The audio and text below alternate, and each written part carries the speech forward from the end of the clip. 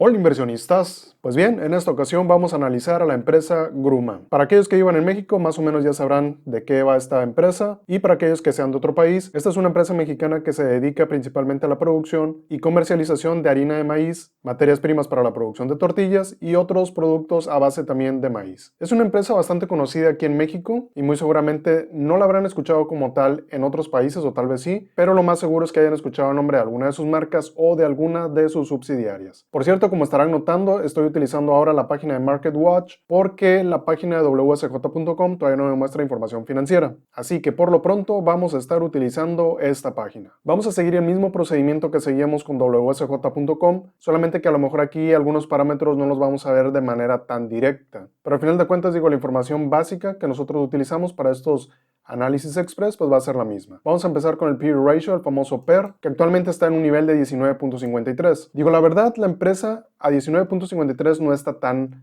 barata que digamos, ya estamos pagando una prima por ahí considerable, basándonos principalmente en los fundamentales. Aquí obviamente habría que ver si alguien ya había invertido anteriormente y podría promediar la cotización actual a la alza con el precio de adquisición de su compra anterior. Ahora, si nos vamos al precio valor libros, un 3.40, no lo veo tan exagerado, no es nada bueno ni malo tampoco, podríamos considerarlo como un punto regular. En la parte de eficiencia estaríamos hablando de un receivables turnover de aproximadamente entre 35 y 40 días aproximadamente. Lo que sí es un buen punto a favor de la empresa es que con las ventas totales de un ejercicio fiscal, prácticamente está cubriendo el total de los activos más una tercera parte más. Esto pocas empresas lo hacen. Digo, no necesariamente quiere decir que es bueno, ahorita lo vamos a ver con utilidad neta, pero el hecho de que esté mostrando esta rentabilidad, o mejor dicho, esta eficiencia a partir de las ventas, es un buen punto a su favor.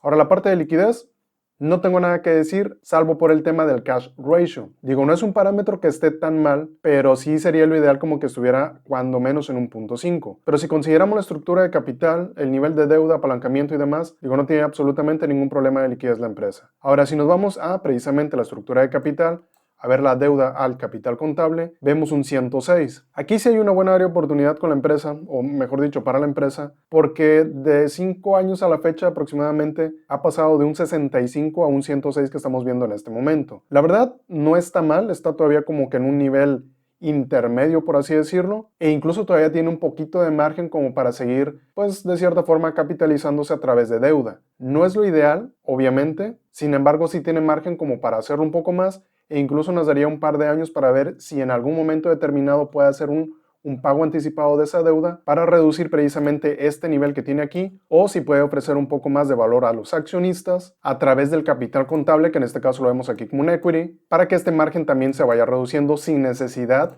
de tener que amortizar como tal la deuda. Digo, obviamente lo ideal es que se amortice la deuda para pagar también menos intereses, pero si en un momento dado también incrementa el equity, es totalmente válido para poder bajar este parámetro que estamos viendo aquí de 106. Sin embargo, como les digo, todavía está en niveles pues más o menos decentes. Margen de utilidad bruta, la verdad sí deja mucho que desear, y es precisamente lo que nos va a llevar al margen de utilidad neta que les comentaba hace un momento, que es relativamente bajo. Yo creo que cualquier empresa que tenga un margen de utilidad neta por debajo de 10, digo, dependerá mucho del sector y de la industria de la cual estemos hablando, incluso de la empresa y el país de origen, pero ya hablar un margen de utilidad por abajo de 10 ya no está tan atractivo que digamos. Sigue teniendo una buena rentabilidad de los activos, sigue teniendo una buena rentabilidad del capital contable de la empresa, sin embargo, definitivamente el margen de utilidad neta sí es bastante bajo. Ahora vamos a ir un poco a los estados financieros en específico. Vamos a ver cómo lo despliega aquí. Primeramente, de izquierda a derecha, año más antiguo del lado izquierdo, año más actual del lado derecho. Ventas que, si bien no son para nada descabelladas, sí se han mantenido estables y crecientes, que es un buen punto a su favor. Si nos vamos a la parte de lo que les comentaba ahorita de la utilidad neta, vamos a ver cómo se ha estado comportando. La utilidad neta más bien se ha estado manteniendo de una forma lateral, principalmente por la parte de un incremento en los intereses que se están pagando en esta parte de aquí, que precisamente sea por ese incremento de la deuda que les comentaba hace un momento, que ahorita lo vamos a ver también en el balance general. Obviamente también a mayor pago de intereses, ¿qué es lo que pasa? Hay una menor rentabilidad de la empresa en términos de utilidad neta. Vamos a ver el balance general. Nos vamos a ir directamente a balance general, a la parte de la deuda a largo plazo. Vamos a ver el comportamiento. Lo que les decía, ha estado tomando dinero prestado, obviamente para capitalizar algunas actividades que ha hecho. Ha comprado empresas, se ha expandido. Esta es una empresa Digo, aquí voy a hacer un pequeño paréntesis. Esta es una empresa que no nada más tiene presencia en México. Es una empresa que tiene presencia en Estados Unidos, que es su segundo mejor mercado, o el primero, si no mal recuerdo. También tiene presencia en varias regiones de Europa y algunas regiones también de Asia. Así que eso le da un buen reconocimiento de la marca y sobre todo estabilidad. Sin embargo, obviamente, para tener ese alcance, para seguir expandiéndose y demás, si la rentabilidad o la utilidad neta no le está dando porque ya vimos que es un margen pequeño, pues obviamente sí tiene que hacer uso de un apalancamiento. Prácticamente duplicó la deuda a largo plazo en un proceso, en un periodo de 5 años.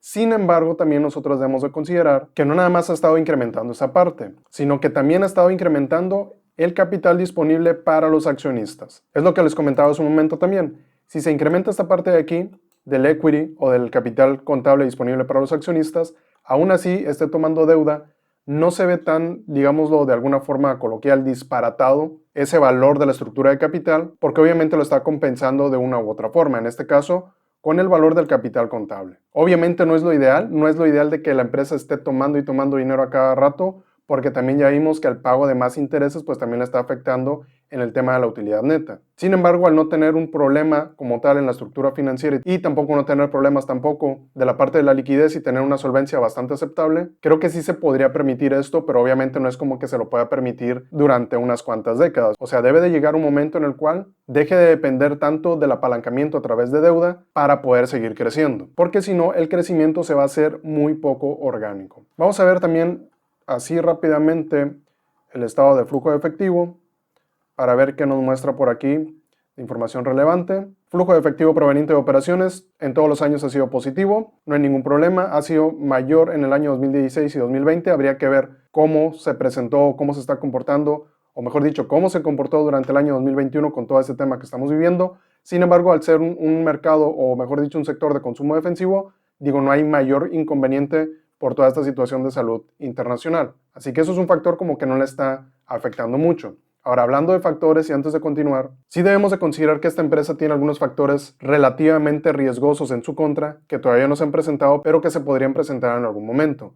Principalmente si se llegara a dar un tema de regulación de la materia prima que utiliza Gruma. Si en algún momento el maíz como tal llegara a ser o a estar bajo control tarifario, por decirlo así, del gobierno federal, pues sí en algún punto le podría llegar a afectar a la empresa, porque obviamente eso la va a delimitar o la va a acotar a ciertas utilidades, y si de por sí ya tiene utilidades netas pues bastante bajas, eso haría muy posiblemente que bajaran incluso todavía más. Otros factores de riesgo, obviamente el tema de la competencia, tanto en Estados Unidos, que tiene competencia fuerte también allá, como la competencia que tiene también aquí en México. Obviamente Gruma no es la única empresa aquí en México que utiliza o que se desempeña en este sector tan importante que es del consumo defensivo, en especial con algo que aquí en México se considera prácticamente de la canasta básica, pero como quiera sí debemos de considerar que tiene competencia, la tiene. Pero bueno, vamos a seguir con la parte del flujo efectivo y nos vamos a ir a la parte proveniente de inversiones. Esta no es una empresa que sea de las que se conocen como de capital intensivo, sin embargo sí ha estado haciendo inversiones bastante considerables. Estamos hablando que es prácticamente una tercera parte del flujo proveniente de las operaciones.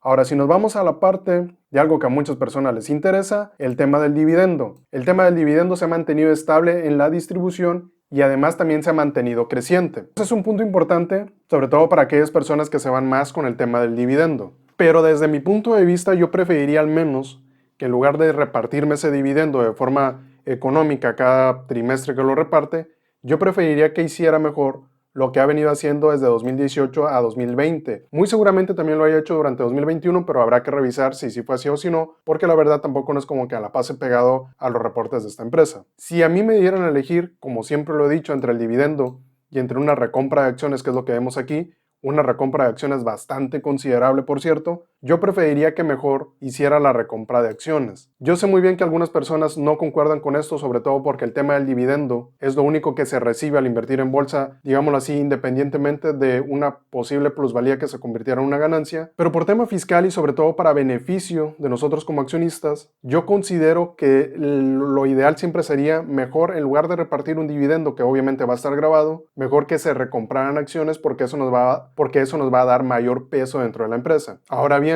si en algún momento determinado hubiera la posibilidad de que en lugar de distribuir dividendo y además recomprar acciones, empezar a amortizar deuda, también yo preferiría eso, porque eso va a incrementar la utilidad neta y a futuro, a mediano plazo, le va a dar muchos mayores ingresos para poder hacer un reparto de dividendos o incluso una compra o ambas tal vez, de una manera más orgánica y sobre todo más sostenible a largo plazo. Pero bueno, digo, desafortunadamente esas son cosas que nosotros no podemos controlar, eso ya se toman en las juntas y asambleas de accionistas, así que ahí nada más nos quedará considerar que ellos tomen la mejor decisión, no solamente para ellos, sino para el resto de accionistas también como lo somos nosotros. Vemos que desafortunadamente, entre comillas, en valores netos no ha hecho una reducción del tema de la deuda, que es nuevamente lo que regresamos a lo que les acabo de comentar ahorita, lo que les había dicho en un principio. Se ha estado apalancando, no está amortizando y esto le está afectando directamente en los estados financieros, en específico en la utilidad neta, al pagar un mayor interés durante cada ejercicio. ¿Eso cuándo va a desaparecer? Eso va a desaparecer obviamente hasta que la deuda a largo plazo se comience a convertir en deuda a corto plazo y la comiencen a liquidar, o cuando comienzan a tal vez amortizar por adelantado si es que les conviene. Digo, ya habrá un departamento financiero y una estrategia financiera detrás de todos esos costos financieros también. Y si en algún momento ellos deciden, ¿saben qué? Pues es mejor empezar a amortizar